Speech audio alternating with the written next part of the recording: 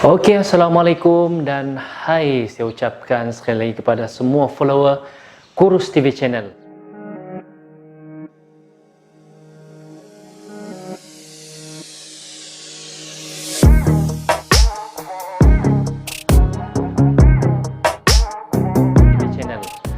So, kita sudah cover kalori defisit dan makronutrien. Sekarang orang tanya pula, oke, kita sudah tahu karbohidrat, protein dan lemak penting.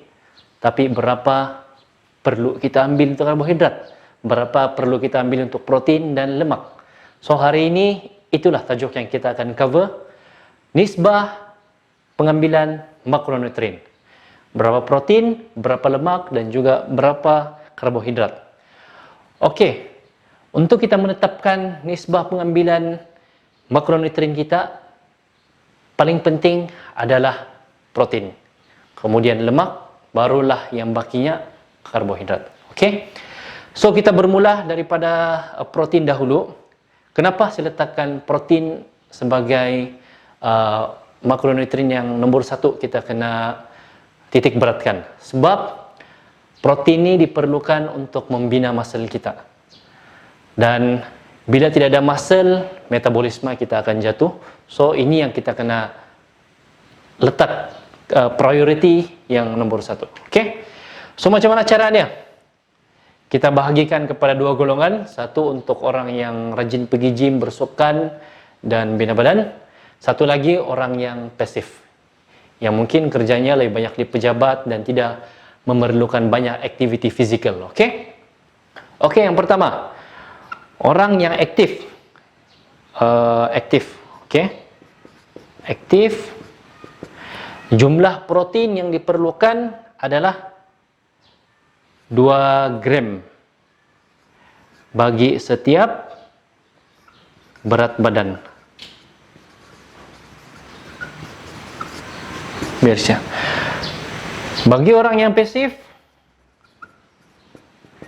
1 gram sudah cukup. Oke. Oke, kita ambil aktif nih. Contoh macam saya, berat badan saya adalah 80 kg. So kita darabkan dengan 2, 80 kg darab dengan 2 sama dengan 160 gram. So inilah keperluan protein saya pada setiap hari, 160 gram. Jadi macam saya, keperluan kalori harian saya adalah, kita ambil contoh 2000 kalori. Oke. 2000 kalori. Kita sudah tetapkan protein 160 gram. Jadi 160 gram ini berapa kalori? Kita darabkan dengan 4. Kita akan dapat jumlah kalori adalah 640 kalori. So ini bahagian untuk protein. So berapa lemak? Kita tolakkan saja. Oke. Untuk lemak kita letak 20%. Oke. 20% daripada total kalori ini.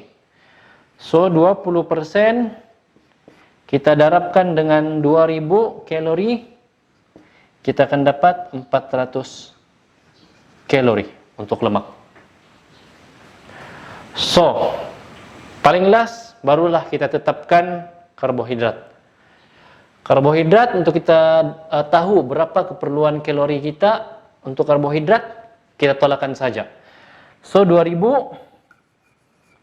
tolak protein tadi 640, tolak lemak 400 kalori, kita akan dapat jawaban 960 kalori. Oke, 960 kalori ini dia bersamaan dengan berapa gram? So untuk convert kalori, kita bahagi dengan 4. Oke. Kenapa 4? Sebab setiap gram sama dengan 4 kalori. Jadi kalau kita mau pi gram, kita bahagi dengan 4. So 960 bahagi 4. 240 gram. Yang ini pula 400 bahagi 4 sama dengan 100 gram. So, kita pun sudah dapat berapa jumlah untuk setiap makronutrien ini. Sekarang kita mau kira dia punya peratusan. Oke? Peratusan dia. Jadi, boleh gambar dulu sebelum saya padam. Oke. 640 darab 100, ini 400 dan ini 960.